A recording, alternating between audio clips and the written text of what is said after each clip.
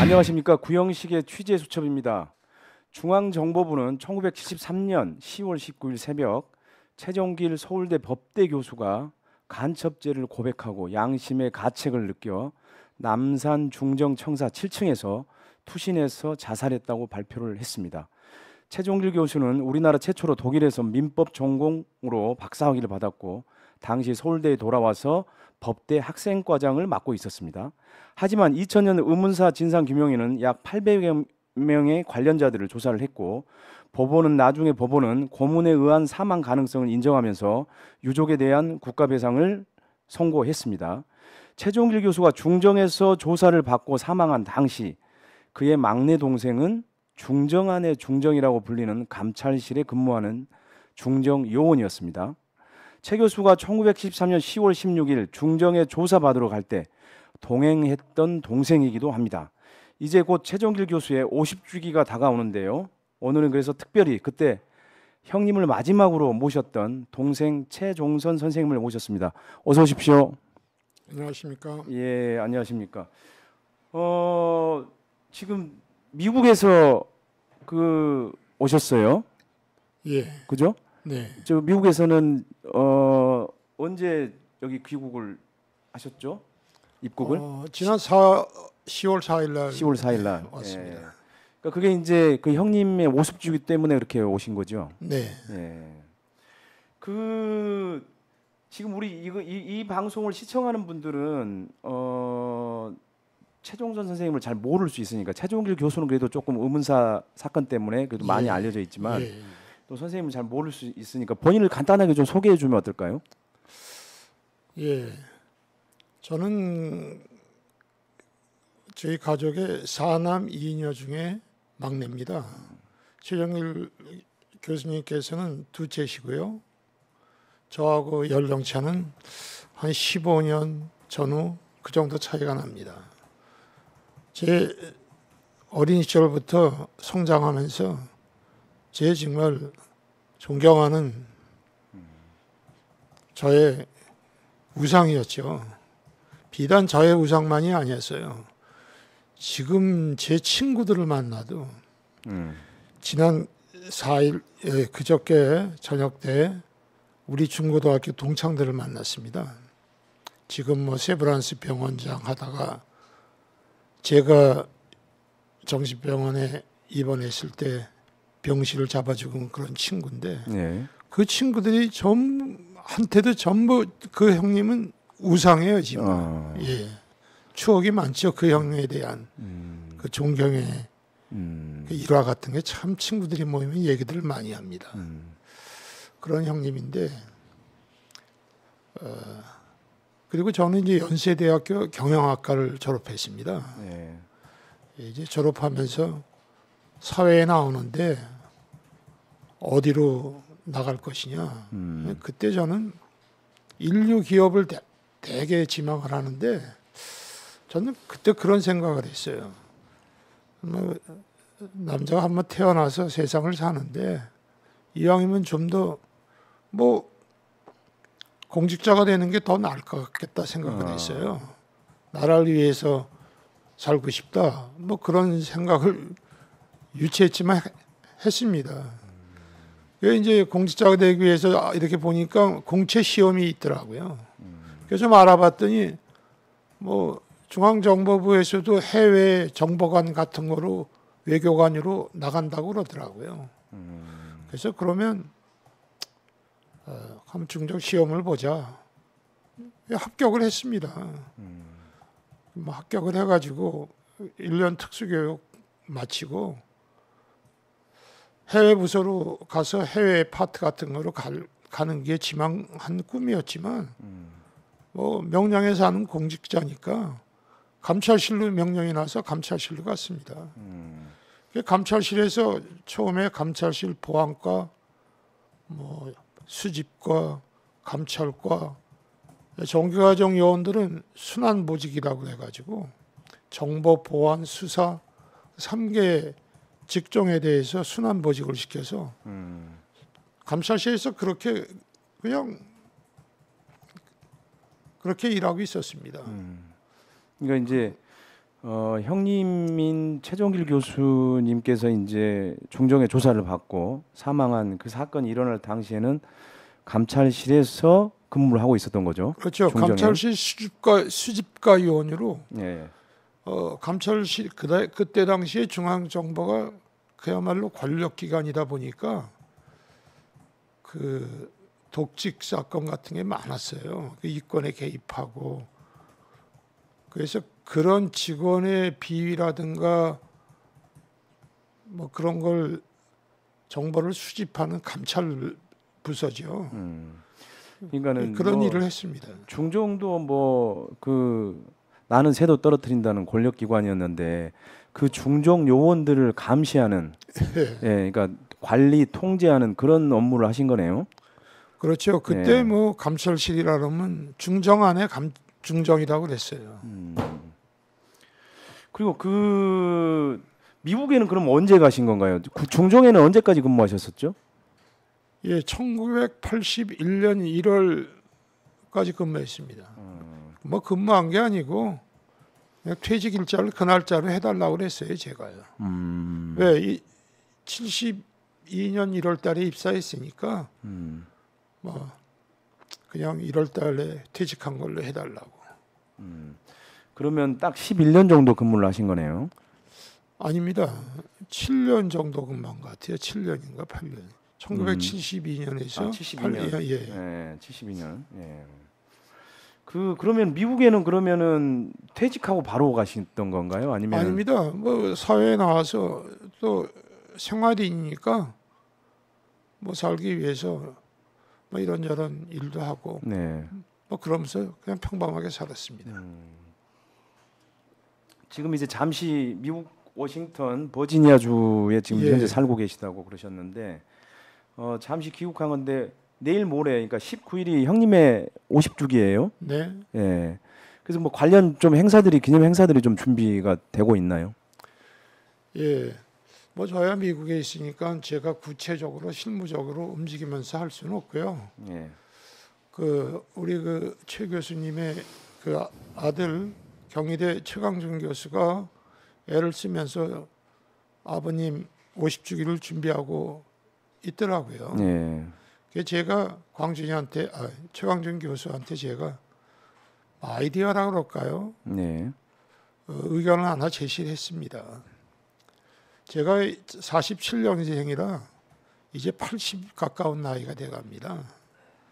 그리고 이번이 한국 방문 마지막 길일 것 같다 하는 그런 생각을 하면서 그 최강준 교수에게 아버님께서 마지막 가던 그 길 아스토리아 호텔에서 남산 아버님 돌아가신 거기까지 제가 아버님을 모시고 갔는데 나는 그 건물이 없어진 줄 알았다. 근데 그게 유스 호스텔이라는 걸로 존재하고 있다는 걸 최근에 알았다. 그래서 나는 거기서 가칭 고 최종길 교수 마지막 길 추모 따라 걷기 뭐 이렇게 명칭을 만들 그런 정신으로 지금 아스토리아 호텔은 뭐 디어스 호텔인가로 바뀌었는데 뭐 거기서부터 아버님 내가 모시고 갔던 형님 모시고 갔던 그 길을 내가 너와 같이 걷고 싶다. 그리고 뭐 솔직히 50주기 지나면은 세상은 최 교수를 쉽게 잊기 시작할 것이다. 나는 떠나고 곧 이 세상을 떠날 사람이고 그냥 미국에 가서 조용히 네 어머니 아버지 뵐 날을 기다리면서 살겠지만 너는 여기서 이 땅에서 살아야 되고 네 아버지 어머니 그 가슴에 품고 살아야 되지 않냐. 난 그 아이가 아버지 50주기가 넘기면서 아버지가 잊혀져 가는 모습을 보면서 애통해야 할 것 같은 그런 생각을 하면 저도 많이 슬펐어요. 그래서 이제는 아버지의 죽음은 50주기 넘으면 그냥 현대사 역사에 넘기고 너는 그래도 네 아버지를 기리는 사업을 하나 해라. 왜 박종철 열사가 죽은 데는 남영동 거기는 뭐 민주인권기념관이 됐는데 네 아버님께서 돌아가시고 수많은 민주 열사 투사들이 피 흘리고 고문받고 죽어가던 이 남산 청사는 왜 박종철 열사의 민주인권기념관처럼 그렇게 못될 이유가 어디냐. 네가 그 일을 해라. 51주기는 네 아버지는 역사에 돌려드리고 이 남산 중정청사가 시민의 곁으로 돌아올 수 있도록 그런 보람 있는 운동 그런 걸 네가 앞장서서 네 돈 쓰고 좀 최 교수 아들답게 좀 해라. 그 아이한테 그렇게 당부하고자 들어왔습니다. 그리고 그렇게 당부했어요. 아마도 그 남산의 옛날 중정 청사나 이런 것들은 아마도 그런 지금 공간들로 꾸며지고 있는 걸로 알고 있어요. 아마 지금 가면 조금 달라진 모습을 좀 볼 수 있을 것 같고요. 아무튼 형님인 최종길 교수님이 의문사 했을 때 중정의 요원이셨고, 예. 그러니까는 그런 중종 요원의 형님이 중정에서 의문사를 당했다. 이건 참 아이러니하고 참 비극적이에요. 이런 경우는 참 없었던 것 같은데요. 아이러니하고 비극적이고요. 예. 저는 정말 그 사람들이 원망스럽습니다.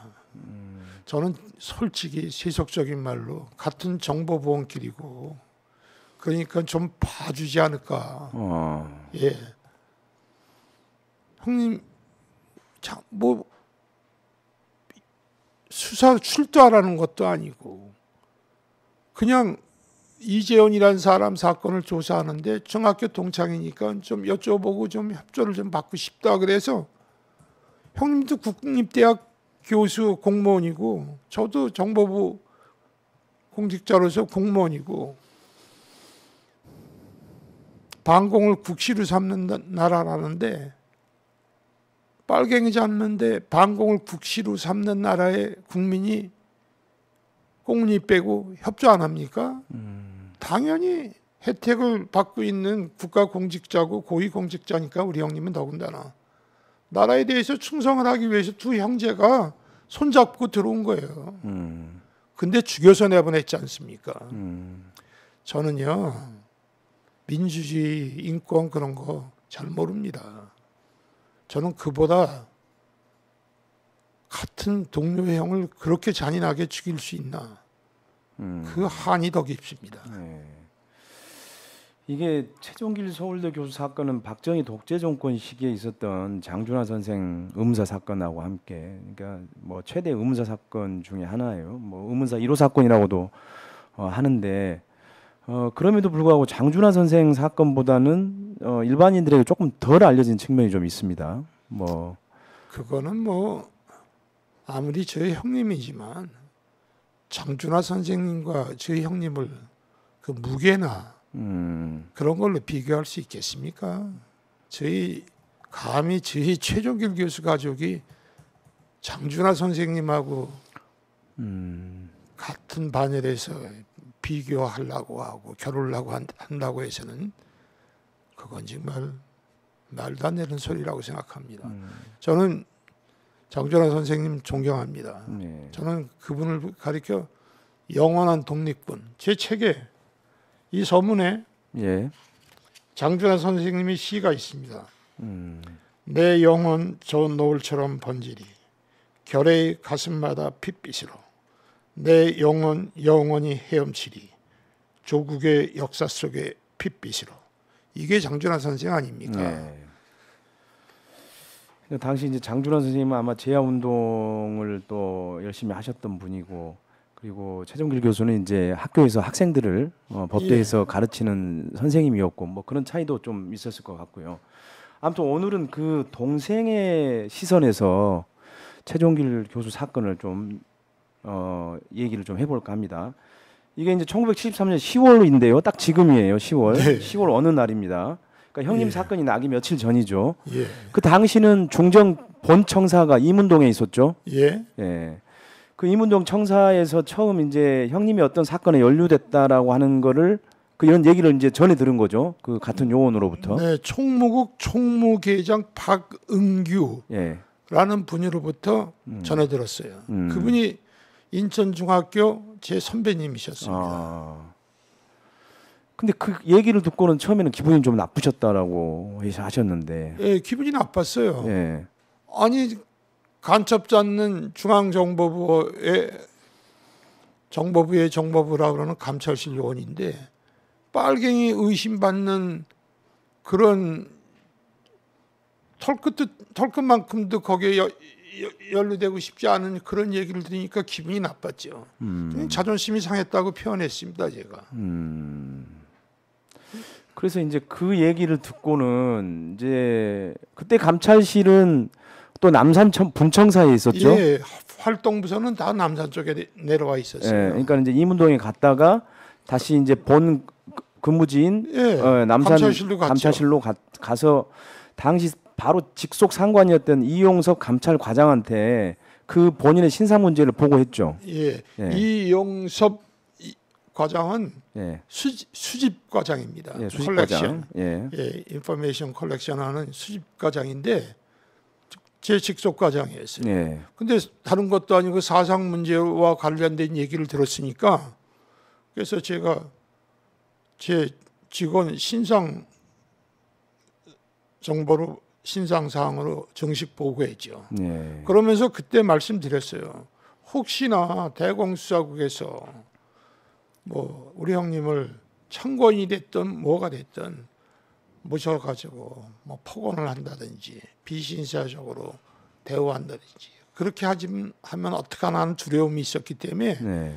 형님께 그런 혹시나 뭐가 있어도 그런 비인격적인 대우가 없도록 좀 배려해 달라. 네. 그렇게 과장께 얘기했더니 아 당연하지. 뭐 그렇게 보고를 했습니다.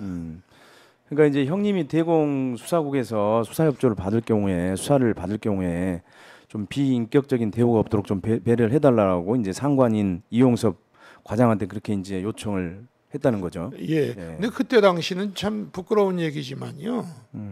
뭐 참고인이고 뭐고 그냥 혐의자고 뭐고 구별이 별로 없습니다. 그렇죠. 그냥 일단 정보부에 들어오면 무조건 뭐 폭언하고 뭐 제가 직접 목격한 적은 없지만 뭐 그런 부서에서는 그냥 사람을 완전히 기를 죽이느라고 참고인이고 뭐고 안 가리고 무조건 구타하고 뭐 그러는 시절이었기 때문에 네. 저는 두려웠습니다. 우리 형님도 그런 일을 당하게 될까봐. 그러니까 뭐 야만의 시대였으니까. 정말 야만의 시대죠. 네. 그럼 이제 그때 이제 대공 수사국의 김석찬 수사관한테 전화를 해서 남산 분청사의 직원 식당에서 만났다고요? 예, 예. 제가 이제 수집과장 이영섭 과장에게 그렇게 보고를 하고 예. 5국 그 대공수사국 국과 5국 국과의 김석찬 수사관에게 제가 전화를 했어요. 나 최종섭입니다. 안녕하십니까? 처음이니까 예. 좀 뵐 수 있을까요? 그랬더니 봅시다. 그래가지고 5국은 그 형님 떨어져 돌아가셨다고 걔들이 얘기하는 남산 분청사에 있었고 우리 감찰실은 드라마센터 대한적십자사 올라가는 쪽에 따로 있었어요. 그 제가 그 분청사 직원 식당에 갔죠. 김석찬 씨를 만났어요. 그래서 제가 이제 아무래도 뭐 서로 통성명한 다음에 아무래도 제가 좀 그렇잖아요.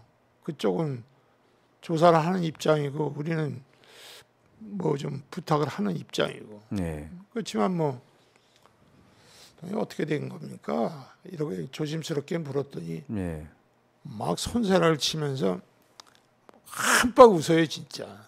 걱정하지 마세요 그래요. 그래서 지금 수사 다 끝나서요. 검찰에 보내는 송치 의견서 다 썼고요. 이제 기자회견 하려고 기자회견 발표문 쓰고 있어요. 수사는 다 끝났습니다. 그러니까 신경 쓰지 마세요. 다 끝났습니다. 진짜 한박 웃으면서 손사래를 치니까 난 너무 고맙고 감사했어요. 아이고 다행이구나 했습니다 그때요. 근데 나중에 보면 이거 완전 페인트 모션이었던 거네요. 그건 나는 그렇게 생각 안 해요. 아 그럼 중간에 다른 상황들이 생겨서 그 위에서 네. 검사 그 대공수사국장 검사 안경상 현역 검사 안경상 예. 그리고 그 위에 국내 담당 차장 김치열이 여기도 검사 출신이죠? 검사 출신이죠. 예. 이제 그때 이우락 씨는 윤필룡 사건에 연루돼 가지고 뭐 이미 그냥 날개 떨어진 뭐라 그럴까 실권이 없었고 김치열이 뭐 안경상 이 검사들이 그 정보부의 실세. 국내 파티의 실세로 막강할 때인데 그 위에서 결정한 것 같아요. 수사는 수사과에서 하는 건데 형님은 공작과에서 십가로 넘겼어요. 이놈들이 사건을요. 그건 뭡니까? 공작이라는 건. 학원 사태가 심각하니까 학원 관련 뭐 간첩단 사건 같은 걸 또 조작하려고 인혁당 사건 같은 걸 조작하려고 공작과로 넘긴 거지요. 그런 결정을 누가 하겠습니까? 서울법대 정교수입니다. 그걸 불러다가 그렇게 하겠다는 결정을 김석찬 씨 정도에서 결정할 수 있는 게 아니에요. 그분은 진짜였을 거예요. 페인트가 아니었을 겁니다. 아, 페인트가 아니었고. 그 사람은 그게 다 그렇게 끝나는 건 줄 알았을 거예요. 그러니까 사실 보통 보고서를 쓰고 기자회견 발표문도 거의 다 썼다고 하면 사실 사건이 거의 마무리되는 정도. 끝난 거죠. 예. 예. 그러니까 그 사람은 그런 차원에서 저한테 예. 손사래를 치고 한박 웃으면서 걱정하지 마시라고 다 끝났다고. 근데 이제 그날 그 수사관을 만난 다음에 저녁에 형님한테 가셨잖아요. 그때는 예. 무슨 얘기를 그렇지만 하셨어요? 뭐 찜찜하지 않습니까? 예. 형님한테 갔죠. 그 이제 학원 사태 그런 걸 직접 담당하는 부서가 아니니까 잘 모르지만 예. 시국에 대해서는 저도 감이 있잖아요. 그렇죠. 예. 예. 예. 형님 성격도 알고 그리고 형님께서 그래서 이제 가서 형님 이런 일이 있었다고 그 이재훈이라는 사람 얘기입니다. 하다 형님 학교에서라도 좀 말씀도 좀 조심하시고 예, 그러시죠. 그리고 형이 아 그러냐고 그놈이 그렇게 빨갱이가 됐나 뭐 그러면서 딱한 일이다 그러면서 야 뭐 지인 술이나 한잔 하고 와라 그러더니 얼음에다 지인을 타가지고 이렇게 주시더라고. 둘이 한 잔씩 나눠 마시고 그냥 전 집으로 왔죠. 그리고 이제 다 끝난 거로 알았죠 저는요. 그러면 그때까지만 해도 형님도 뭐 그러니까 이런 사건이 일어날 거라고는 생각을 안 하고 그럼요. 계셨나요? 예, 어떻게 알아요? 누가 몇 초 앞에 장례를 누가 합니까?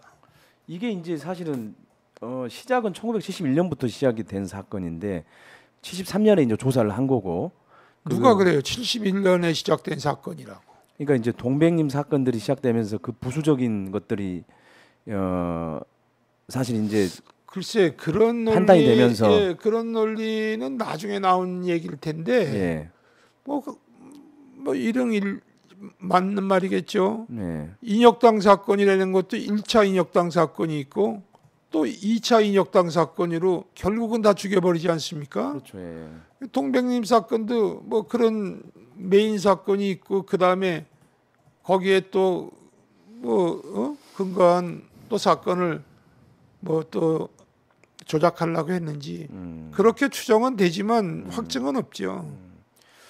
그러면 이제 그때가 이제 그리고 이제 그 사흘 뒤에 그 감찰실 과장이 그 5국 그러니까 대공수사국이죠. 예, 10과 안흥룡 과장이 우리 최종선 선생님을 찾는다고 해서 가보라고 해서 그때 거기를 갔죠. 5국 10과를 가셨죠. 예, 뭐 찾는지 뭐 하는지 하여튼 뭐 그 사람들도 다 조사하니까 다 알겠죠. 근데 감찰실 직원을 그 사람들이 소환할 수도 없는 거고. 그러게요. 중앙정보부법에 예. 중앙정보부원을 소환해서 조사할 수 있는 부서는 거는 중앙정보부원만이 할 수 있는 거고 그게 중앙정보부법이에요. 그리고 그 조사는 중정감찰실에서 하게 돼 있는 겁니다. 5국 대공수사국에서 감찰실 요원을 출두하라, 불러라, 내려와라 그럴 수가 없어요. 만약 그렇게 하려고 하면은 감찰실장의 허락을 받아서 정식으로 대공사건에도 입건해서 조사를 해야죠. 뭐 어쨌든 간에 네. 그 경위는 잘 모르겠고. 그러면 그 5국 10과는 어떤 것이었습니까? 몰랐죠. 전 뭐 5국의 과가 1과, 2과 해서 10과 뭐 그렇게 있는 게 뭘 하는지 제가 어떻게 합니까? 정보부는 차단의 원칙이라는 게 있어요. 그렇죠, 뭐. 예. 어쨌든 정보기관이고 국가안보기관이니까 옆에 직원이 어떤 직무를 집행하고 있으면 나는 그걸 알라고 안 해요. 또 그분은 나한테 알게 해주려고 안 하고. 네. 그걸 차단의 원칙이라고 합니다. 그렇죠. 내일이 있죠. 나는 내일을 해요.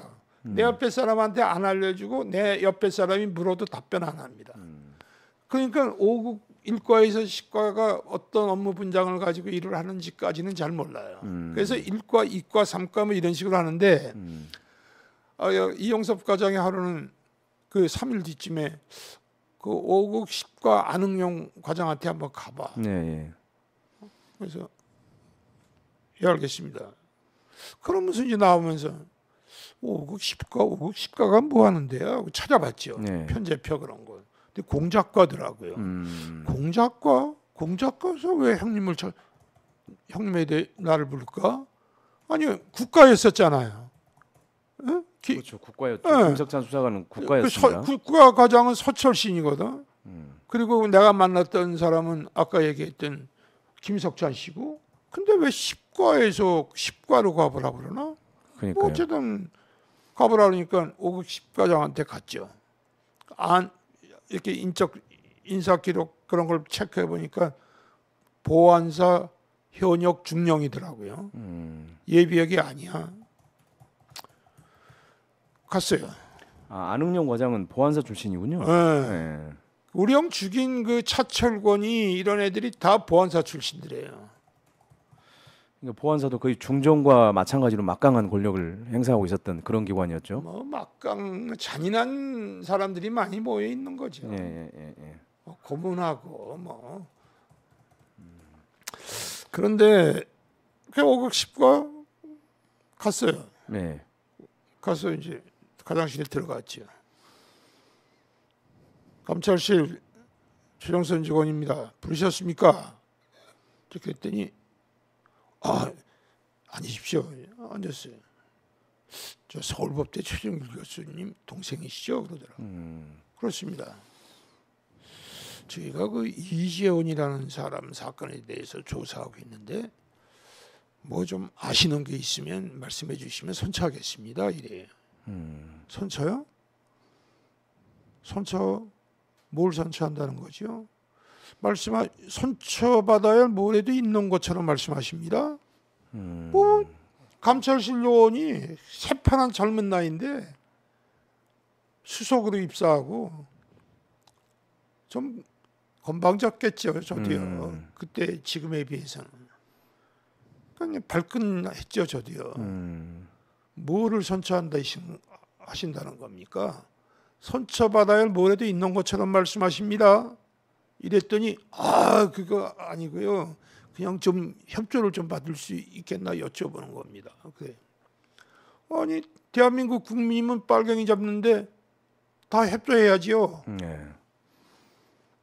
그랬더니 그러시다면은 형수님께서 인천병원에 입원 중이시던데 형수님 돌아오신 다음에 형님을 뵐까요? 뭐 그래. 그래서 형수님 병원에 입원해 계신 거하고 형님 도움 받는 거하고 무슨 관계가 있습니까? 죽일이라는 생각은 차마 하질 않을 때니까. 네. 아니 뭐 그러시다면 내일이라도 형님을 모시고 올 수 있겠냐고. 그렇죠. 어린 나이에 뭐 모시고 올 게 뭐가 있겠나 싶어가지고 발끈하니까 나도 뭐 그럽시다는 식으로 했죠. 그러니까 어쨌든 뭐 좀 뭐 선처해 달라고 하니까 기분이 안 좋았지만 어쨌든 간에 좀 협조를 아니, 해달라고 선처는 하니까 뭐 잘못한 게 있어야 뭐 선처를 말하든지 뭐 하든지 네. 하지요. 그 안흥용 과장이 그럼 형님이랑 같이 올 수 있겠냐라면서 이제 협조를 요청하니까 그러면은 뭐 예. 뭐 뭐 도망갑니까? 뭐 어떻게 합니까? 당연히 협조하겠다 이렇게 생각을 이제 하셔서 예. 이제 어쨌든 그걸 수락을 했던 거죠. 예? 예, 그래가지고 이제 그 형님한테 연락을 했어요. 음, 근데 우리 형제 생각은 어땠냐? 아, 이거 귀찮은 거 껄끄럽잖아요. 아, 그냥 빨리 해치우고 말자. 이런 심정이 두 형제 간에 공감대가 있었어요. 그러면 그때까지도 형님은 정확히 본인이 어떤 사건으로 어떤 내용으로 아니, 연루됐는지를 그 모르고 있던 이재원이라는 거죠. 친구 때문에 불러서 나한테 뭘 물어볼래나 보다. 그냥 그 정도들만 생각한 거예요. 그리고 동료 교수들이랑 테니스 치고 뭐 그냥 일상과 다름없이 지내셨어요. 그래서 결국은 이제 73년도 10월 16일에 형님을 이제 모시고 가는 걸로 그렇게 조정을 그래서 이제 서로 아침 했죠. 11시경인가 그럼 형님 형님이 길을 합니까? 뭘 합니까? 네. 연행이고 뭐 출두고 그러면 진해 수사국에서 그렇죠. 갔겠지요. 데리고 가니까. 어. 네. 이거는 그냥 국민의 한 사람으로서 그냥 협조해야 되니까 그냥 협조해 주로 순박한 국민의 한 사람으로서 아무 경계심 없이 그러니까 근데 형님이 길을 알아요, 뭘 알아요? 그렇죠. 예. 그러니까 형님 그러면 아스토리아 호텔 거기까지만 오십시오. 거기서부터는 제가 모시고 가겠습니다. 그래. 그래가지고 아스토리아 호텔에서 만나기로 했는데 예. 만나기 전에 형이 전화를 왔어요. 이게 그때 학원 사태 때문에 학교가 휴강 상태였는지 휴교 상태였는지 그랬던 모양이에요. 근데 다시 강의를 시작하시게 되신 거예요. 예. 근데 그날 오전에 첫 강의가 생겼대요. 그렇다고 첫 강의부터 빠지기가 그러니까 그냥 오후에 가는 걸로 그쪽에 연락해라. 그래서 예 알았습니다. 안흥용한테 전화해가지고 형님이 강의 마치고 오후에 들어오시겠답니다. 그렇게 하십시오. 아 그러시라고. 오후에 그 형을 만났어요. 차 한잔 마시고 이제 슬슬 걸어서 올라오는 거예요. 그럼 요번에 내 남산 그 분청사 유스 호스텔 가서 다 뒤져보고 그랬지만 앞에 그 건물은 없어졌더라고요. 거기 경비실 같은 건물이 조그만 게 하나 있었어요. 예. 이제 거기까지 갔어요. 예. 근데 거기서부터는 이제 보안이 있으니까. 보안 구역이니까 예.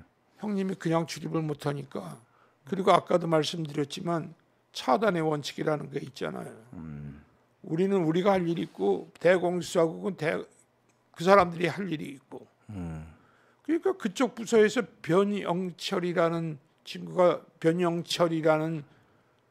직원이 내려와서 뭐 저한테 제가 모시고 가겠습니다. 네. 하고 뭐 그러더라고. 그럼 당연히 뭐 어떻게 합니까? 그러라고. 근데 형님한테 참 민망하잖아요. 거기서 이제 형님이랑 갈라지는 건데 나는 사무실이 적자사 드라마 센터에 있는 그쪽이고 형님은 이쪽으로 들어가야 되고 그러니까 거기서 헤어져야 되는데 사무실 안쪽에도 따라 들어갈 수도 없고 거기서 제가 너무 민망하고 그래가지고 형님 이거 이 못난 동생 직장 이때 한번 그냥 봐준다고 생각하십시오. 민망하고 쑥스러워서 제가 그렇게 말씀을 형한테 드렸어요. 그때 형님이 이거 웃었다고 그 얘기를 하니까 형님이 웃었다고 그렇게. 그러니까 형님이 웃으시더라고요. 예. 그러면서 뭐라고 내가 하셨나요? 말로만 듣던 남산애를 다 들어와 보는구나. 예. 그러고 들어가셨어요. 예. 그게 우리 형제의 이승에서의 마지막 대화였고 마지막 만남이었고 마지막 헤어짐이었고 그렇게 형님하고 헤어져서 형님은 돌아가셔서 저는 살아남아서 이렇게 헤어지게 된 거죠. 그게 정말 그 형님하고의 마지막 대화가 될지 마지막 만남과 헤어짐이 될지 진짜 꿈에도 생각을 못했던 거 아니겠습니까? 네? 그렇죠. 예, 그게 네, 비통하고 비감한 정말 건데 요즘 어떤 사람이 우리 형님 사건에 대해서 글을 쓰면서 제가 형님한테 저녁 때 소주나 한잔 해요? 그러고 헤어졌답니다. 그렇게 그 피눈물 나는 그 장면을 형님 저녁 때 소주나 한잔 해줘요 해요. 그리고 제가 발언을 했답니다. 세상이 그래요. 우리 형님과 이 사건을 참 이상하게 표현하는 사람들이 간혹 있더라고요. 아니, 뭐 이건 뭐 시답지 않은 얘기지만 예. 죄송합니다. 아무튼 이제 그날 오후에 들어가셨는데 뭐 4시간, 5시간이 되도록 뭐 형님이 안 나왔어요. 그래서 이제 거기 들어갈 때는 이제 보안 때문에 주민등록증을 맡겨놓고 예. 들어가는데 그 함에 형님의 주민등록증이 그대로 있어서 뭔가 좀 약간 좀 꺼림칙한 생각이 좀 들으셨겠네요. 예, 대개 이제 6시 뭐 7시 정도에 퇴근을 하는데 퇴근길에 거기를 들렸어요. 예. 이 차단의 원칙이니까 뭐 어떻게 되냐 뭐 전화하고 뭐 관여할 수가 없어요. 물어볼 수도 그리고 없고. 벌써 그 당시 그런 상황이면 저도 감시의 대상이에요. 그렇죠. 우리 형수병원에 입원한 걸 다 알고 있는데 이미 다 그 전부터. 예. 예. 최종선이 근데 제가 거기에 전화해가지고 감찰실 직원이랍시라고 뭐 압력을 넣겠습니까? 뭐 그런데 그러니까 저는 간접적으로 확인할 수밖에 없잖아요. 이 대공 사건이라고 그러면 빨갱이로 이렇게 혐의를 두면은 일가 친척 형제 자매 친구 누구도 연락을 안 합니다. 혼자 죽는 거예요. 그야말로 외롭게 누명 쓰고 그렇죠. 예. 그 시절이. 그러니까 빨갱이로 누명을 씌우는 거예요. 다른 걸로 누명을 씌우는 게 아니라 사상범으로 만드는 거죠. 그래야 조용하거든. 그 옆에서 청탁이고 부탁이고 이른바 흔한 말로 빽이고 그런 게 안 들어오는 거죠. 근데 이제 아무튼 그날은 그냥 퇴근하셨죠. 뭐 할 수 있는 가서 게 이렇게 없으니까. 보니까 주민등록증이 그냥 있는데 어떻게 해요? 예. 뭐 섣불리 움직이면은 걔들 자극하면은 우리 형님한테 더 나쁜 영향이 갈 거고 그냥 피눈물이 나지만 뭐 그렇게 설마 죽이기까지 그런 생각을 누가 하겠습니까? 그냥 고초를 겪으시는 거 아닌가 이런 생각 정도 했죠. 예. 그리고 퇴근했습니다. 네, 그러니까 이제 그날 뭐 할 게 없으니까 사실 예. 퇴근했고, 근데 이제 그 다음 날 그 손정호 감찰실장, 예. 그러니까 이제 최고위 이제 예. 직속 서해 상관이시죠. 직속 장관이죠. 예, 그러니까 이제 우리 최정선 선생님을 그때 불렀다고요. 예. 이제 감찰실장의 비서관이겠죠. 예. 보좌관이라고 불렀는데 예. 보좌관이 내 방에 왔어요. 아, 저 예, 실장님이 회의에 참석하랍니다.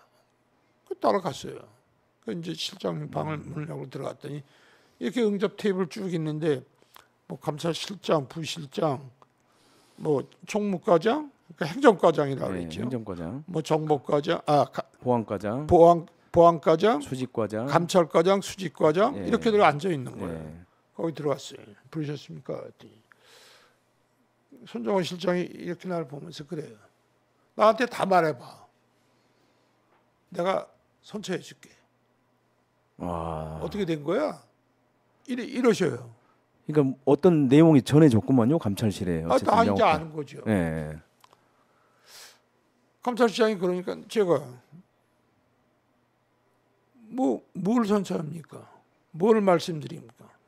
거기 수직과장이 그 테이블에 앉아 있잖아요. 예. 우리 직속 장관이. 저 처음에 알았을 때 과장님께 직원 신상 사항으로 다 보고했습니다. 더 이상 뭐가 있습니까? 그랬더니 감찰실장 손정호 실장이 이영섭 과장 보고 그랬어? 그러니까, 예, 제가 정식으로 보고받았습니다. 그러니까 그래? 그러니까 손정호 실장이 그러는 거야. 아니 그때 알았으면 3일 전이잖아요. 그렇죠. 3일 전이죠. 예. 아니 그때 알았으면은 두 형제가 손잡고 도망갔겠지. 아니 도망을 쳐도 옛날에 도망쳤지. 둘이 손잡고 지발로 걸어 들어왔겠어? 감찰실장이 그러는 거야. 손정호 실장이. 그러니까 옆에 있던 부실장이 전화기를 탁 들더니 거기 그때 당시에 이렇게 세 자릿수 카운터 전화인데 59 10과로. 전화하는데 전화가 가까운 데서 보니까 왕왕왕 올 다 들려. 근데 누가 나왔느니 고병훈 계장이 나왔어요. 그 사람 이름은 사실 나중에 내가 이제 조사하면서 알게 된 건데 과장 바꿔라. 과장 국장실에 가서 안 계시다. 그러니까 그러면 당신들 그 최 교수 그 조사하는 거 말이야. 그 덮어 씌우는 식으로 막 그렇게 조사하면 안 돼. 나도 대공수사 수십 년 해본 사람인데 과학적이고 공정하게 조사해. 알았어? 그러니까 예 알았습니다. 끊었어. 그 나보고 말이야. 전부들 잘했어. 알자마자 과장께 신상상으로 직접 보고한 거 아니고 잘한 거야. 가 있어. 난 그걸 믿었어요. 감찰실장이면 막강한 자리거든요. 이거 정말 지푸라기라도 잡고 싶은 심정인데 이제 형님이 나오시겠구나 하고 그날은 그렇게 그거에 희망을 품고 형님 나오기를 기다리면서 집으로 갔어요. 그러니까 이제 감찰실장도 그렇게 얘기하고 네. 부실장도 그렇게 얘기하니까는 전화까지 걸어서 뭐 그렇게 얘기하고. 예, 그러니까 최 선생님은 위로도 되고 그래도 형님은 아무 일도 없을 거다라고 하는 또 일말의 기대감을 또 품으셨겠네요. 그랬죠. 예. 근데 이제 그날은 어쨌든 무사히 또 퇴근을 했는데 그 다음 날 새벽 5시에 그 감찰실의 당직관 태성범입니다. 태성범하고 또 뭐 공성근. 예. 아무튼 태성범이라고 하는 당직관으로부터 전화가 와서 이제 감찰과장이 7시까지 감찰실에 대기하라고 합니다. 이렇게 전달을 했죠. 예. 그걸 뭐 어떻게 해석을 해야 되나요? 저는 그랬어요. 이제 이놈들이 우리 형님한테 간첩의 죄를 집어 씌우고 그러고 있는 모양인데 이제 나까지 잡아 넣으려고 그러나 보다. 이제 그거는 그날 그 다음 날이 또 있어요. 하루가 더. 이제 감찰실장이 그래가지고 퇴근했잖아요. 네. 그 다음 날 출근했어요. 네. 정상적으로 출근했습니다. 아침에 출근하니까 과장이 부르더라고요. 그러면서 업무를 인수인계해주고 총무과로 가라는 거예요. 행정과로. 제 옆에 제 일을 서랍 속에 있는 뭐 하여튼 뭐 이런 거 저런 거 다 옆에 직원한테 인수인계해주고 서랍 싹 비우고 행정과로 갔어요.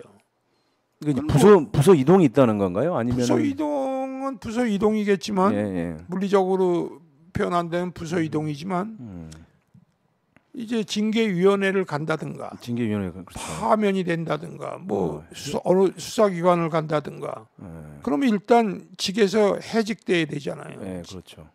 근데 내가 나중에 확인된 건데 감찰실에서 해직이 됐더라고요. 총무부에서 해직 명령을 내렸어요. 대기자야 나는. 군대 말로 하면 보충대 가잖아요. 네, 대기 발령이 돼버린 거예요. 그러니까 이제 대기 발령료 하니까 이제 감찰실 수주과 요원이 더 아니야. 더 이상은. 그러니까 총무과로 가 있어라. 하루 종일 그냥 총무과에 앉아 있는 거예요. 빈 책상에. 일도 없잖아요. 총무과에 내가 무슨 일이 있습니까? 총무과 직원들은 일하죠. 나는 거기 꼬다는 보리자루처럼 하루 종일 앉아 있는 거예요. 그 사람들이 자기 일하지만 날 감시하고 있는 거죠. 그러겠죠. 예. 난 그때 그런 생각을 했어요. 이러다가 그 5국에서 대공수사국에서 최종선이 내려보내라. 아니면 5국 수사관이 올라오든지. 그러면 난 그냥 5국에 가서 조사받는 거예요. 간첩 혐의 연루자 그걸로. 근데 저녁 때 됐는데 말씀입니다. 저보고 퇴근하래요. 그래서 내가 그때는 그런 생각을 했어요. 이놈들이 아직 거기까지 못 만들었나 보다. 이제 그렇게 하고 퇴근을 했죠. 그날 밤 한잠도 못 자고 이렇게 할까 저렇게 할까 생각을 하고 있는데 그 다음 날 5시에 새벽 5시에 전화를 받았습니다. 예, 감찰실 당직관으로부터. 태성범 공성근. 예. 그 이제 전화를 받고 나오는 거예요 집에서. 현관에서 신을 신는데 내 아내가 따라 나오더라고요. 그때 부인이 임신 중이었다고. 임신 중에 있었어요. 예. 근데 그때 당시에는 요즘은 성별을 미리 다들 아는 모양인데 그때는 성별 같은 걸 잘 몰랐어요. 알 생각도 안 했고 그랬는데 신발을 이렇게 구두를 신는데 옆에서 이렇게 지켜보고 있더라고요. 그래서 일어나면서 내가 아들이면 사나이답게 키우고 딸이면 여자답게 키워. 그리고 돌아서 나왔어요. 예. 근데 처에 대한 유언이에요. 아, 그리고 나오니까 정보부 뭐그 직수입 일본 직수입 코로나 차량들 그때 예. 한국은 자동차 못 만들 때니까 일본에서 수입한 차량이죠. 거기에 정보부하고 청와대만 쓰는 IMTS 초첨단 무전기. 그때 당시에 초첨단의 무전기 달린 차가 딱 대기하고 있더라고요. 나 감시하는 거죠. 그렇죠. 감시하고 있었던 거죠. 택시 타고 갔어요. 예. 감찰실 가는데 계단이 많이 높습니다.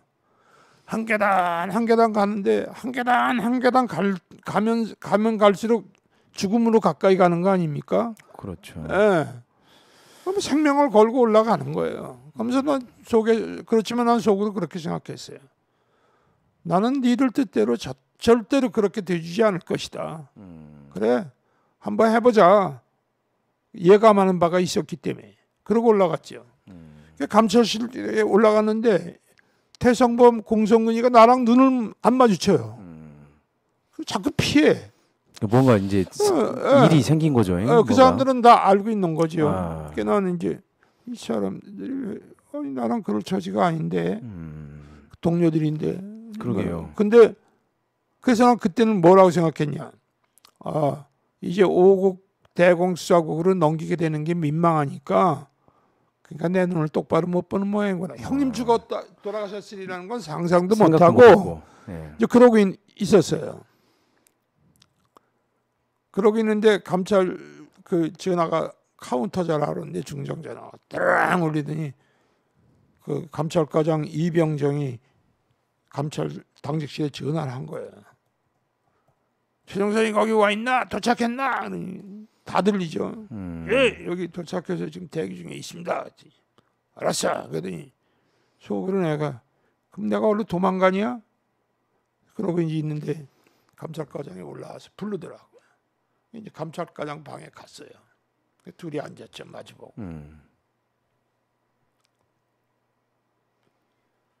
근데 이렇게 서류 같은 걸 들고서 저랑 눈이 안 마주쳐요. 뭐 서류를 들고 뭐 넘기는 척하고 뭐 이러면서 형수님은 직업이 있으신가?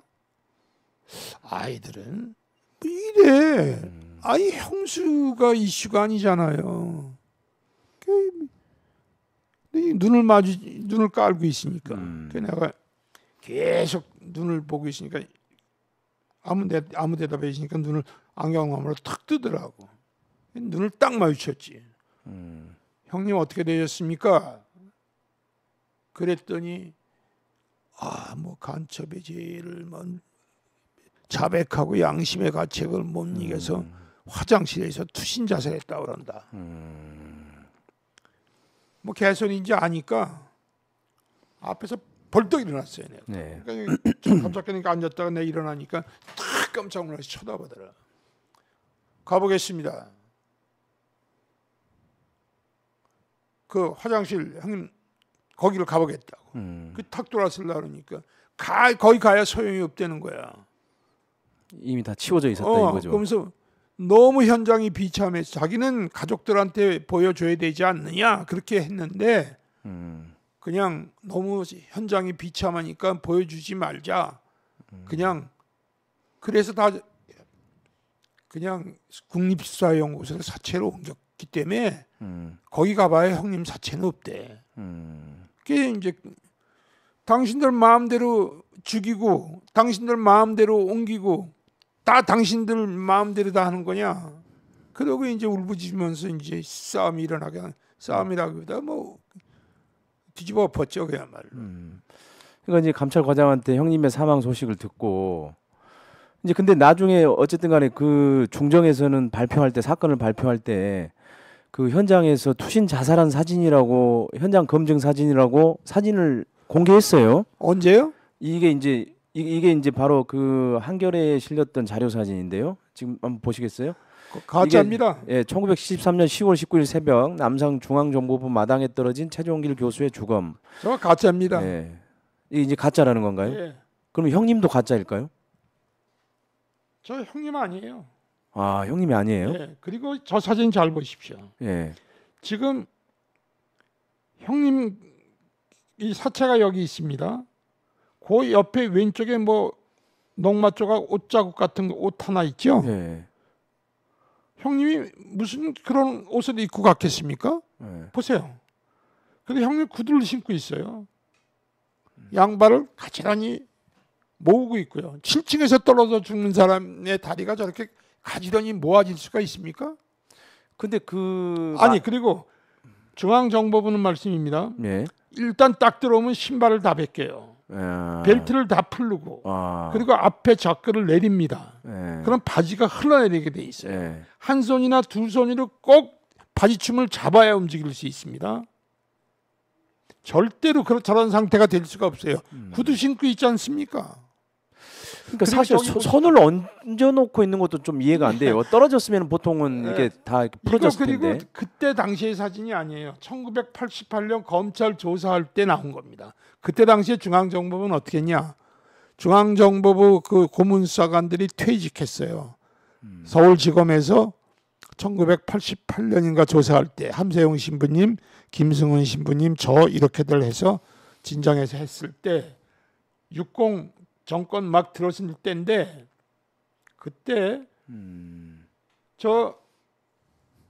제가 구 기자님 저 현장에 내일이라고 뭐라고 오신다 그러면 제가 보여드리겠습니다. 저런 그 위에 턱이 있고 타일로 깔고 그리고 그 위에 사람이 하나 서 있지 않습니까?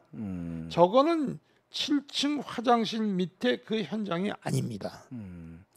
아니 그리고 이거는 그러면은 뭐 그 이후에 예를 들어서 이제 현장 검증을 한다랍시고 어쨌든 간에 만드는 겁니다. 예, 그러니까 현장 검증을 한 다음에 지들끼리 저렇게 이렇게 죽었다라고 해서 그냥 사진을 재현한 거네요. 예, 저런 사진 같은 게 1973년 김치열이가 신문 기자들 모아가지고 발표할 때 없었어요, 저런 것.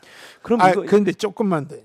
1988년에 조사할 때 김상수 검사가 저걸 보여주더라고요. 근데 그때 저 사진이 그때야 나타났는데 제가 이건 추정하기를 이놈들이 서울지검에서 부르니까 이제는 정보부를 퇴직한 퇴직자들이에요. 근데 5국 대공수사국 직원들끼리 모이는 덕우회라는 덕우회 그런 모임이 있나 봐요. 그 사무실도 있고 거기에 다 모인 거예요. 고문 수사관 놈들이. 안흥용, 장성록이 부사단장 장성록이 5국 식과장 안흥용이 차철권이 고병훈이 변영철이 이런 놈들이 다 모인 겁니다. 모여가지고 입을 맞췄어요. 검찰에 들어와서 진술하기 위해서 입을 맞췄어요. 그건 검찰 기록에도 나옵니다. 그때 당시에 저런 사진도 다 만드는 거예요. 정보부는 뭐든지 다 할 수 있는데요. 그러면 이거는 정확하게 보면 어쨌든 간에 이제 중앙정보부가 현장 검증을 할 때 재현한 사진 이렇게 해야 또 정확한 사진 설명이 되겠네요. 재현이라는 건 조작한 사진이라는 설명이 제일 맞죠. 조작한 사진. 그러니까 저거는 당연히 이제 최종길 교수 본인이 아니고 어떤 사람이 이제 거기 이런 식으로 죽었다라고 해서 이제 현장을 재현한 사진이라 이거죠. 그것까지는 그 내용까지는 모르겠어요. 지들이 뭐 연출을 했는지 시대가 그런 시대 아닙니까? 근데 어쨌든 간에 그 검사가 그 검시 현장에 참여하라고 얘기를 했잖아요. 그때 참여를 했나요, 안 했나요? 그 1988년 그 조사 당시에 김상수 검사랑 중앙정보부에 갔습니다. 그런데 갔는데 저한테 정보부는 사람이 들어오면은 그 안에서 뭐 보고 들은 거에 대해서 발설하지 않는다. 각서를 받게 돼 있거든요. 보안각서. 보안각서인지 뭔지.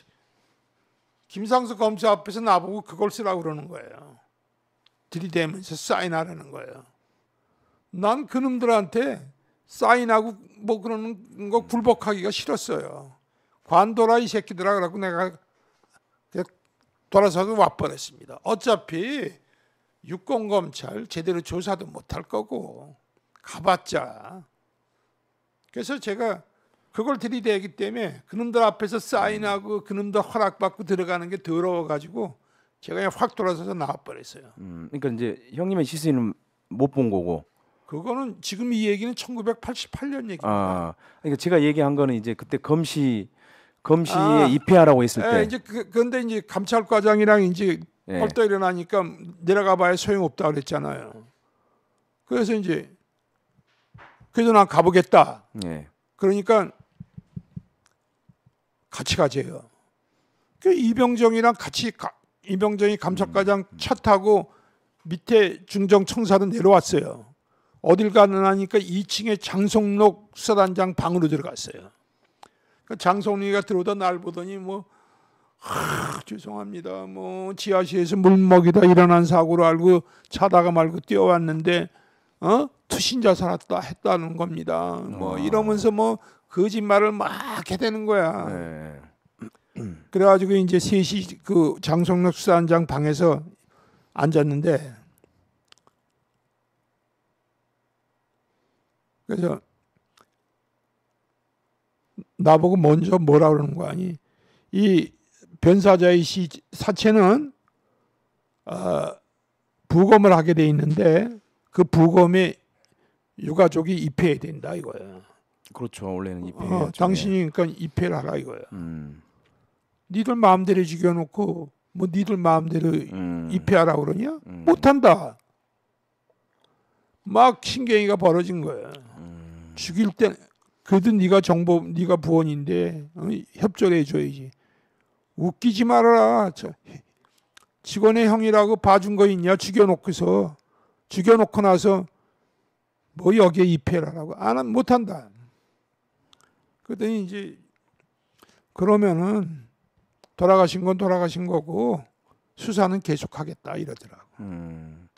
그때 이제 부검에 입회하는 조건으로 최종선 선생님께서 이제 3가지 조건을 요구를 했다고 했는데, 그러니까 이제 첫 번째가 간첩단에 포함시켜 발표하지 말고 우리는 교통사고로 죽었다고 해서 조용히 장례식을 치르겠다. 예. 두 번째는 이제 가족들에게 사상 관련 기록 등재를 하지 말고 예. 다른 그 이후에 제한을 가하지 말라. 예. 그다음에 세 번째는 간첩단을 더 이상 만들지 마라. 추가 간첩단을. 더 이상 뭐 예, 요 3가지를 이제 요구를 했잖아요. 그 자리에서 했어요. 예. 중정이 3가지 조건을 다 들어줬습니까?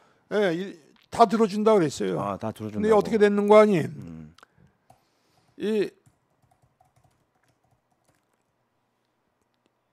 그렇게 이제 걔들은 걔들대로 욕을 하고 나오는데 걔들이 두려워하는 건 뭐냐면 우리가 장례식을 하면서 형님 시신을 모시고 서울대를 들어가서 학생들을 자극하는 노제 같은 걸 할까봐 이놈들은 이제 그걸 두려워하더라고요. 그 걔들도 두려워하는 바가 있는 거예요. 그렇죠, 그렇죠. 예. 그 저는 이미 돌아가셨으니까 뭐 살아 계셔야 살리기 위한 딜을 하죠. 돌아가신 상태에서 힘이 없으니까 머리 싸움밖에 할 수 없는 거예요. 그래서 처음에 내가 얘기한 게 뭐냐면 바로 왜 그런 생각 처음 조건을 제시하게 되냐. 김석찬 수사관을 처음 며칠 전에 만났을 때 사건 수사가 끝나서 검찰에 송치하려고 그러고 기자회견 발표문 쓰고 있다 이랬거든요. 그렇죠. 예. 그러니까 이 애들이 곧 기자회견을 할 거 아니에요. 예, 발표하겠죠. 예. 발표할 거 아니에요. 거기다 그냥 최종길 교수 간첩으로 뒤집어 씌워서 발표하면 그냥 간첩되고 마는 거예요. 그렇죠. 예. 그 시대에는. 나는 그걸 잘 알잖아요. 예. 제 자신이 중앙정보원이니까 예. 그런 꼴들을 많이 봤으니까 감찰실에서. 그래서 제일 첫 조건이 그렇게 하지 말아라. 그냥 니들이 원하는 대로 내가 조용히 장례 치르겠다. 우리 형님 교통사고로 돌아가신 걸로 하고 조용히 장례 치를 테니까 니들도 그런 데다가 포함시켜서 뒤집어 씌워서 발표하지 말아라. 니들도 침묵을 지키고 우리도 침묵을 지킨다. 그게 침묵의 약속을 그렇게 조건을 제가 제시했어요. 그 다음에 두 번째는 살아남아야 되잖아요. 이 억울한 걸 한을 풀어야 되잖아요. 그럼 살아남아야 되지 않습니까? 살아남으려면 나는 그때 당시에도 싸우려면 외국으로 나가야 된다. 망명이든지 밀항이든지 뭐든지 해야지 국내에서는 너무 살벌하니까 못 싸운다. 그러려면 신원조회 그런 거에 걸리지 않아야 될 거 아니에요. 그리고 아이돌도 전부 자라나는데 우리 형님 광준이 희정이 아이돌도 자라나고 그 사촌들도 전부 어린데 사회에 나와서 직장도 잡고 살아가야 되는데 그 사상적인 제한을 가하면 다 인생길이 막히잖아요. 그러니까 그런 거 일체 없도록 해라. 그게 두 번째입니다. 세 번째는 형은 이미 돌아가셨으니까 그냥 형의 죽음을 합리화시키기 위해서 뭐 간첩단을 또 만들어. 그렇죠. 뭐 가족 간첩단, 가족 학업 간첩단, 뭐 학원 간첩단. 네, 만들 수 뭐 있죠. 학원 간첩단 그러면 뭐 학생과장 이수성 교수, 뭐 백충영 교수, 뭐 송상현, 뭐 김유성 여러 그 후배 교수들 누가 희생당할지 모르는 거예요. 그리고 서울 법대생 뭐 그때 당시 내가 듣기에는 이신범이 뭐 그런 애들인 것 같은데. 그리고 우리 가족 중에도 또 희생자 나올 거고 그런 거 일체 없도록 해라. 걔들이 그러면은 이제 나한테 그 조건을 들었잖아요. 그 두 명이. 예. 그러니까 지들 둘이 결정할 만한 사항이 아니잖아요. 예. 그러니까 우리 좀 나가서 의논해 볼 테니까 잠깐 기다리래. 그리고 이렇게 이제 사무실 있으면 비서실을 통해서 이렇게 들어오는 정식 출입구가 있어요.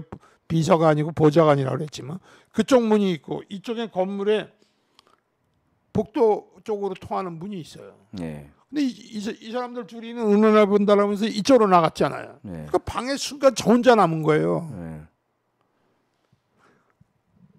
그 복도 쪽 문을 싹 열고 복도를 내다봤어요. 혹시 누구 나를 감시하는 사람이 있나? 아무도 없더라고요. 그 뭐 우리가 그 3개월 전까지 중정감찰실이 그 건물을 썼거든요. 구조를 제가 다 알아요. 그냥 정성락 안장방 문 열고 복도로 나와가지고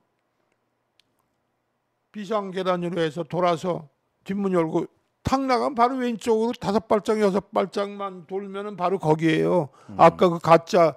근데 저긴 거기가 아니야. 그러니까 아무튼 투신 현장에 가보신 거네요. 가봤죠. 네. 그러면 말이죠. 그때가 이제 내가 5시 뭐 7시 이렇게 들어왔고 한 8시 가깝고 그런데 날씨가 쌀쌀했어요 그때. 근데 거기 감찰과장이 저한테 뭐라 그랬습니까?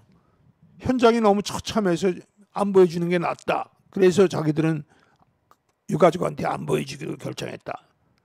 그런 처참한 현장이 있었으면은 뭘로 치웠겠습니까?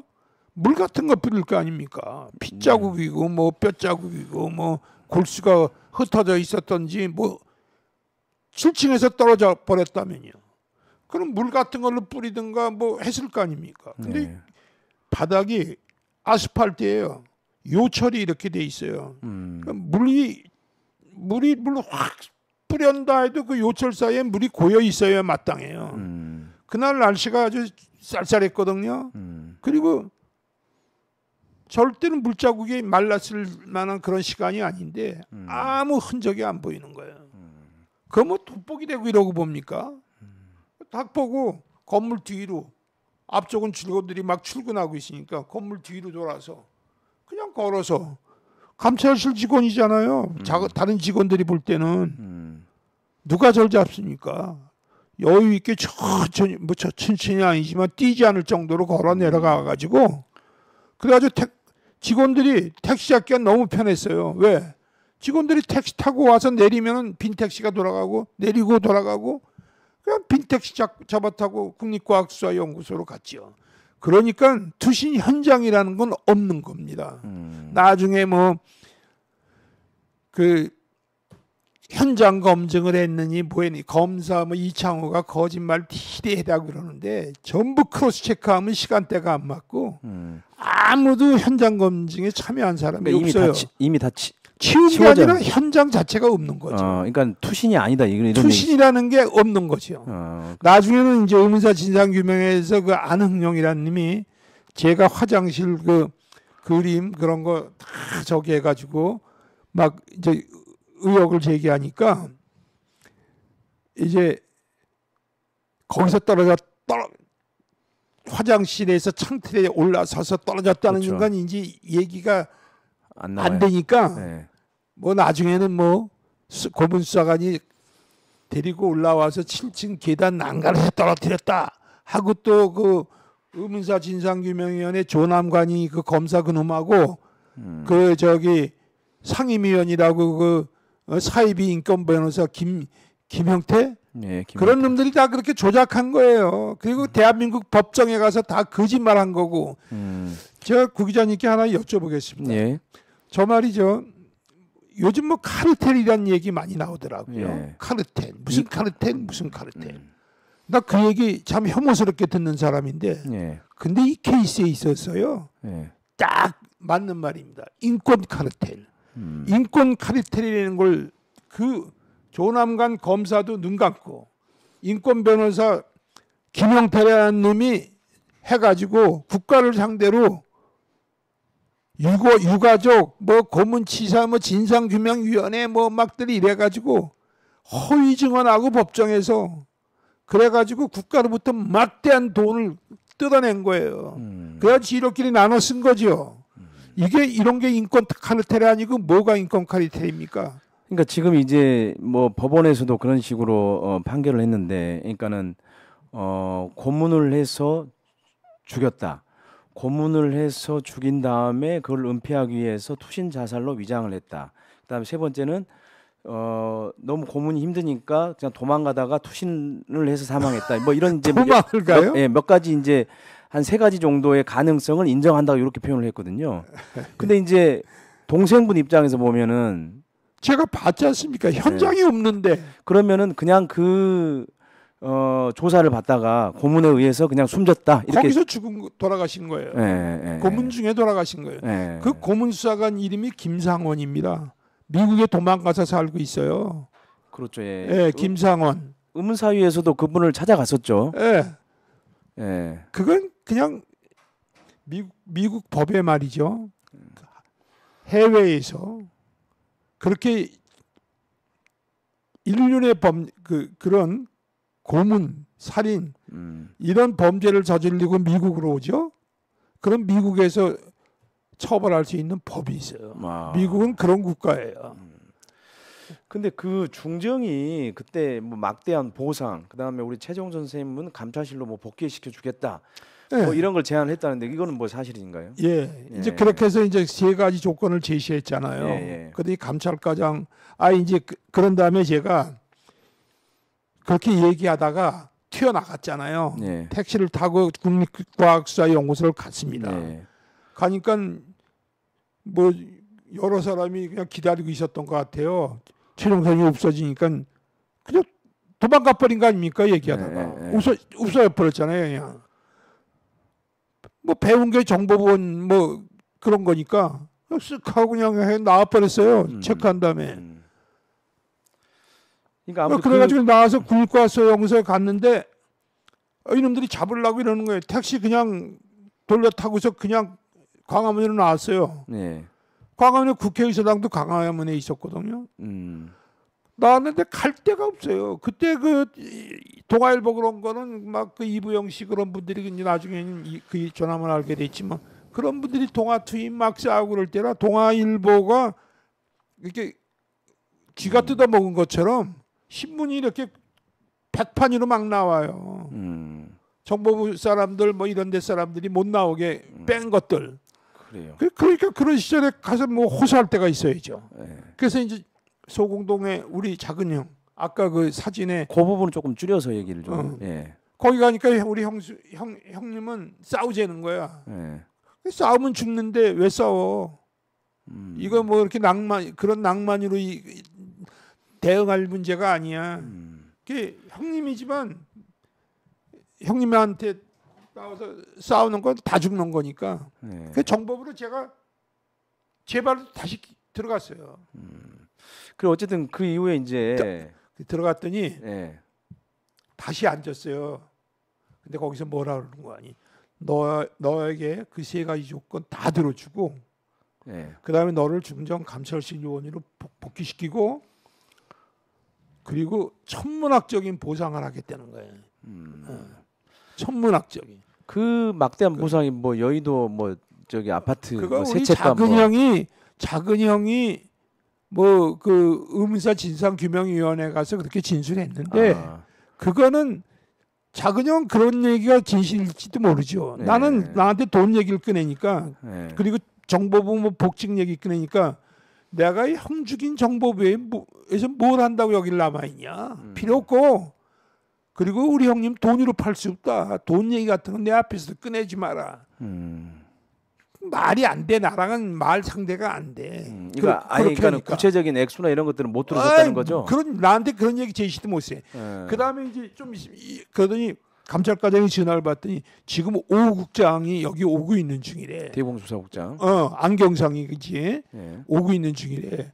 부장이 오 국장이 직접 가서 사과하고 그 조건을 수락한다는 말씀을 전하라고 부장님께서 그렇게 지시해 가지고 안경상이가 오고 있는 중이래. 오 국장이.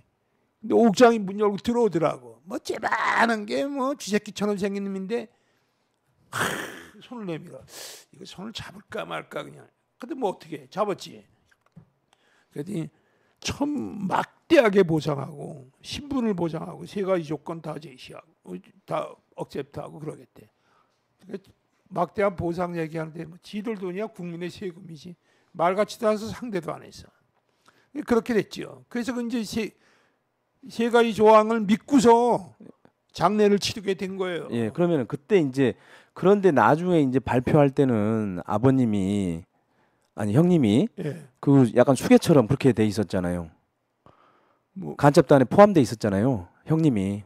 그놈들이 그렇게 포함시켜서 그러니까는, 발표한 거죠. 예, 그러니까 그거를 이제 그 합의를 해줘 놓고 사실 어긴 거잖아요. 배신한 거잖아요. 배신한 거죠. 또 배신한 거죠. 근데 그 형수님한테 형님의 사망 소식을 전해줬을 때 형수님의 그러니까 최종길 교수님의 부인 반응이 어땠습니까? 그게 이제 어떻게 됐는 거 아니? 처음에는 이제 그렇게 해서 그 정보부랑 내가 막 딜을 하고 그러면 그런 거 다 들어줄 테니까 사체 검시에 입회하라. 그래서 그럼 입회하겠다. 조건을 다 들어줬으니까 뭐 돌아가신 분 살지는 못하니까. 그런데 그러면서 내가 이제 우리 형수님 아버님도 의사시거든. 예. 인천에서 인덕의원이라고 병원을 하고 계셨는데 의사 우리 의사하고 변호인 입회하에 나도 입회하겠다. 안 된다는 거야. 왜 안 됩니까? 사실과 다르게 외부에 알려질 이 필요 가능성이 있기 때문에 안 된대. 그럼 나 안 한다. 뭐 그러다가 이제 어떻게 해서 이제 그러면 뭐 또 뭐 협박 비슷하게 들어오고 뭐 그러니까 그러더니 나중에 너는 안 되니까 네 작은 형을 불러서 같이 입회해달래. 민간인이 하나 있어야 된대. 정보보호끼리 뭐 죽이고 입회하고 그러면 뒤집어 쓰니까. 그래가지고 형님이랑 같이 만났는데 그 다음부터 형님 내가 안 되니까 형님한테 뭐 여의도 얘기 그런 거 했는지도 모르죠. 형수한테 갈 때는 이놈들이 이제 안 되니까 각서를 써가지고 와서 우리 형님 뭐 최종길이가 간첩인 걸 알았다 뭐 그러고 쓰래요. 그렇게 조건을 다 들어줄 테니까 우리도 불안하니까 네가 약속 안 지키면 불안하니까 요거 써가지고 그 형이랑 나랑 그걸 써줬어. 그 탄원서 같은 거. 탄원서 뭐 우리가 뭐 존경하는 부장님 뭐 우리가 뭐 최종길이가 간첩인 걸 다 잘 알고 있었습니다. 뭐 근데 가족들은 좀 천천히 달라 뭐 이런 그런 거죠? 얘기 지들이 쓴 거야. 네. 그걸 이제 그대로 우리 필체로 써서 주는 거야. 나 근데 그걸 이 새끼들아 그래봐야 나중에 시대가 돌아오면은 니네가 우리한테 압력을 넣은 증거가 되지. 이제 그걸 가지고 형수님 사인도 받아달래. 그래서 그 다음날 형수한테 갔어. 작은 형이랑 나랑 이렇게 다 가리고 형수님 거기다가 형수님한테 그랬지. 형수님, 형수님을 처음 만나는 거야. 그때 그러면 사망 소식을 처음 아신 건가요? 이미 알고 이제 되게 와 계셨지. 그 내가 이제 그때 이제 반응이 좀 어땠는지. 제가 이제 형수를 만나요. 형수 이미 돌아가셨고 이 형님의 명예라도 지켜드려야 되지 않냐. 형수님이랑 의논 안 하고 내가 그냥 교통사고로 돌아가신 걸로 하고 그놈들도 발표 안 하고 그냥 그러는 걸로 했는데 여기다 사인을 해달라고 그럽니다. 이 내용은 볼 것도 없어. 그랬더니 형수가 그냥 사인하더라. 그래서 나하고 작은 형 얼굴 이렇게 보면서 최 시집안에 시집 왔으니까 그냥 최 시집안 며느리랬어. 그러니까 최 시집안에 시동생들이 하라는 대로 하겠습니다. 그냥 사인을 해주시더라고요. 형수님도 뭐 병원집 닥터예요. 따님이셨고 본인도 자체가 닥터예요. 의사시죠? 예. 근데 장례식은 조용히 치렀는데 그때 아들과 딸이 있었고요. 네. 그때 이제 여기 지금 그 한겨레 기사에 나온 저희가 자료 사진을 좀 가져왔는데 네. 보면은 지금 이제 조용히 가족끼리 치르고 있는데 제일 맨 왼쪽 지금 봤을 때 그 여자의 딸이죠. 예, 이거 최희정 씨고요. 6살이에요 그때. 예, 최희정 양. 웃고 있는 거 보십시오. 예, 그러니까 천진난만하게 웃고 있어서 참 사람들의 가슴을 아프게. 예. 내 평생의 그 희정이는 나의 진짜. 그리고 그 옆에는 이제 최광준 아들이죠. 아들이죠.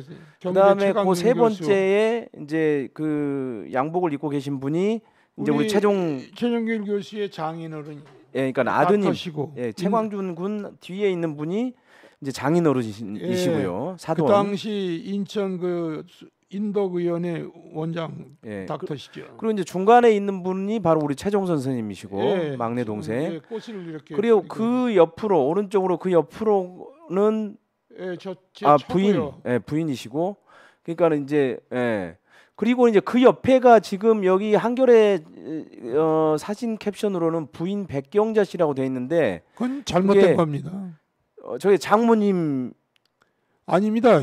제 바로 위에 형님 최종수 형님의 부인이에요. 내 작은 형수죠. 작은 형수님. 그러니까 우리 최 교수 밑에 형수죠. 그러니까는 저기 뭐냐 그 최종길 형수님은 여기 안 계십니다. 그러니까 큰 형수님은 아니세요, 그죠? 둘째 형수. 지금 사진에는 셋째 형수예요, 저분은. 셋째 형수. 그리고 그 바로 오른쪽에 계시는 분이 이제 최종길 교수님의 장모님. 장모님. 예. 우리 형수의 어머님, 친정 어머님. 그러니까는 이날 그 장례식에 눈물 흘리는 사람이 없었다고 그래요. 보통 장례식 때는 곡을 하기도 하고 뭐 우는 게 기본이긴 한데. 아니요, 원한이 맺혀 있는데 누가 옵니까? 피눈물을 흘리면 흘렸지. 누가 곡을 하고. 솔직히 저는 그랬어요. 이 한을 어떻게 푸나. 네. 근데 재밌는 게 이제 워싱턴 포스트에 동경 특파원으로 와 있던 돈 오버도프 기자가 형님의 사망에 이제 의혹을 품고 이제 거기 장례식장에 왔습니까? 아니, 동선동 집으로 왔어요. 동성동 집으로. 예. 그때 그 시기가 아주 미묘한데 참 어떻게 알고 왔는지 오셨더라고요. 대단하네요. 근데 한국 기자는 진짜 공포에 쩔어가지고 아무도 안 오는데 동선동 그 댁에 제가 있었어요. 형수님이랑 같이. 근데 돈 오버도퍼 기자가 왔어요. 근데 우리는 그때 어떤 상태냐? 정보부랑 서로 침묵의 약속이 있었어요. 아직 신문 발표를 안 했을 때입니다. 그놈들이 나보고 불러서 발표를 할 수밖에 없다 그러기 전에요. 그때 그 돈 오버도퍼 기자가 온 거예요. 그럼 우리가 그 사람한테 뭐를 얘기합니까? 얘기하면 침묵의 약속을 어기는 거잖아요. 그럼 이 형수님도 아무 말도 안 하시고? 형수님도 아무 말 안 했죠. 우리 가족들이 합의하에 아무 말도 안 했죠. 그래가지고 담 밖에서 그냥 조금 저기 하다가 그 돈 오버도퍼 기자하고 안내해온 한 사람 정도 있었던 것 같은데 담 너머로 이렇게 봤으니까 문을 안 열고 그냥 가만히 있었어요. 그리고 돌아가셨는데 의문사 진상규명위원회 그런 사람들은 나중에 돈 오버도퍼 기자하고 한국 기자들이 때로 몰려왔는데 중정에서 차단했다. 중정에서 중정 요원들이 막 밀쳐내고 차단했다. 그게 다 인권 카르텔. 대한민국 법정에서 그렇게 허위 진술들 했어요. 돈 끌어내기 위해서. 그럼 한국 기자들은 전혀 오지 않았어요? 한 명도 안 왔습니다. 한 명이라도 올 사람이 있었으면 그 기자 붙잡고 그 기자님이랑 싸웠을 거예요, 같이. 그 시절은 그런 때입니다. 근데 아무튼 장례식이 끝나고 사흘 뒤에 김치열 이제 차장이 간첩단 발표를 하고 거기에 이제 형님이 포함된 걸 보시고 어마어마한 간첩으로 몰아서 발표를 하더라고요. 예, 그거는 이제 지켜보다가 선생님이 거의 반 쇼크로 쓰러져서 이제 세브란스 병원에 입원을 하잖아요. 예. 이게 그 전에 뭐가 무슨 일이 있었는가 하니 죄송합니다. 이게 자꾸 말씀이 길어지는 것 같아서 송구스러운데 예. 장례 치르고 왔잖아요. 예. 기진맥진해 있는 겁니다. 가족들이 예. 허망하고 막막하고. 근데 정보부 감찰과장이 만나자는 거예요. 그 만나고 시청 앞에 그 사라만카가 뭔가 경양식집에서 만났어요. 형이랑 셋이 만났어요. 아니 네 명이 만났어요. 네. 서철신 5구 국가장 서철신이하고. 뭐란 무슨 얘기인 거 아니? 지금 일본 산케이 신문에 터졌다 이거야. 그래서 그게 한국에 들어오는 걸 김포공항에서 묶어놨다, 막아놨다 이거야. 아 발표하기 전에 지금 일본 언론에 났다 이거죠. 예, 걔들 말이야. 예. 저한테 하는 말이. 예. 났는지 안 났는지 잘 모르고. 확인할 수는 없고. 내가 뭐 어떻게 산케이 신문을 어떻게 봐요? 그 사람들이 나한테 하는 얘기. 국가가 살인의 비난을 받으면서 어떻게 침묵을 지킬 수가 있냐? 발표할 수밖에 없다. 약속이 아니잖냐? 뭐 펄펄 운명으로 알고 좀 참아달라. 나라가 살인의 누명을 쓰고 침묵을 지킬 수는 없잖냐. 그러고 통보하고서 터트린 거예요, 그렇게. 그러니까 뭐 이미 형님은 갖다 뭐 장례 다 치렀지. 응? 그야말로 뭐 형님 시신 끌고 서울대를 가려고 그래도 이미 다 틀린 거고 뭐 그런 생각도 하지도 않았지만 그럼 학생들이 희생당할 거 아니야. 그랬지만 그러니까 아무튼 그 발표를 보다가 어쨌든 반쇼크로 쓰러졌다는 발표를 게 이제 보는데 너 이 뭐 적당히 덮어 씌우는 게 아니라 어마어마하게 덮어 씌우는 거야. 그러니까 그래서 내가 약속을 어긴 거죠. 이거 큰일 났어. 근데 이제 형수도 옆에 있고 이제 어른들 몇 명이서 보는데 이거 내가 아는 걸 빨리 써야 되겠는데 어디서 쓰냔 말이야. 근데 그때 뒤로 그냥 탁 넘어갔어. 그러니까 형수가 깜짝 놀라서 삼천하고 잡더라고. 형수한테 세브란스 갑시다. 왜 세브란스 가면 내 친구들 레지던트 뭐 쫙 있거든.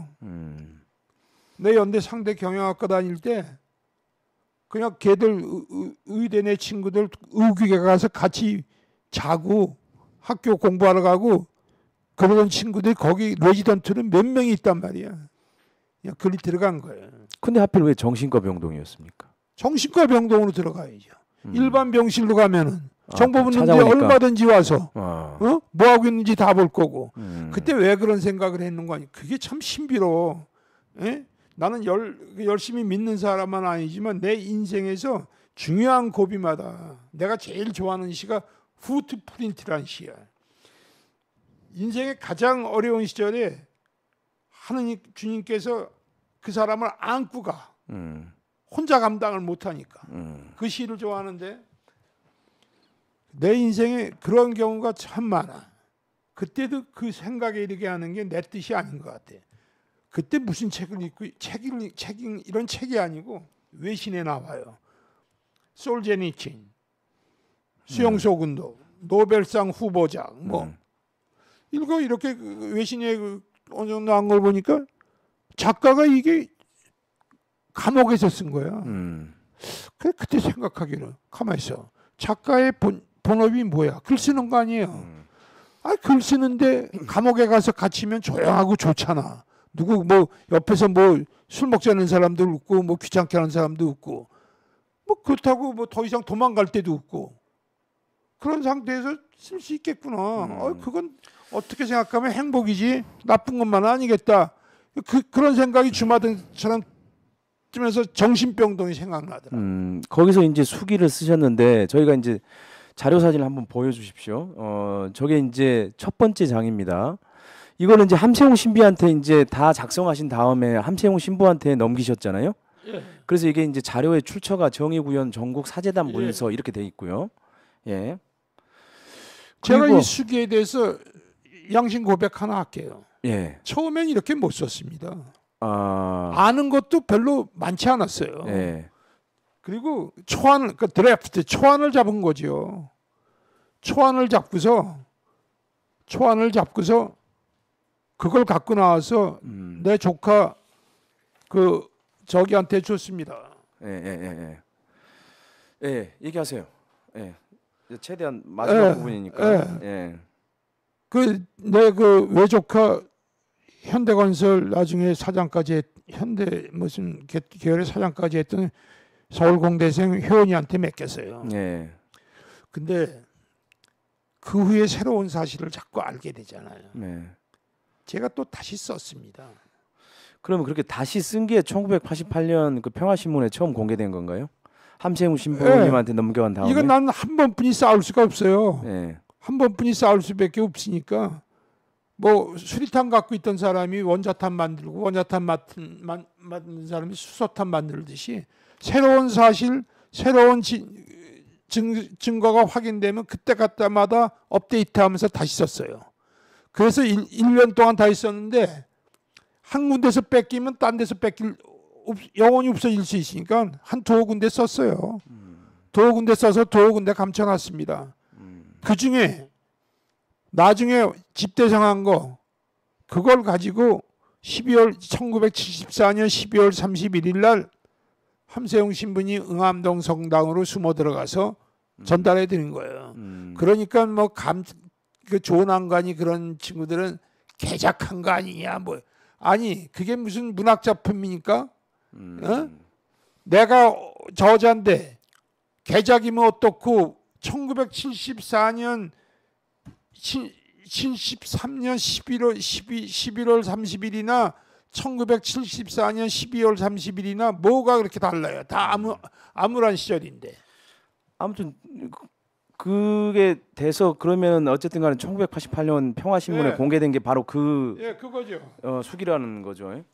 저는 제 책에서도 저 책이 그날 1973년에 쓴 거다 그렇게 얘기한 적 한 번도 없어요. 자 그러면 이제 뭐 꽤 길게 저희가 얘기를 좀 나눴는데 감사합니다. 이렇게 시간을 할애해 주셔서 마지막으로 그 형님의 의문사 사건에서 가장 책임이 있는 사람이 있다면 여기서 아예 실명 공개를 한번 쭉 한번 다시 정리해서 한번 하시죠. 어떤 사람이 책임이 있습니까? 저 유원숙이 저게 맨 끝장 좀 못 나오게 합니까? 요거 지금 앞부분만 있어요.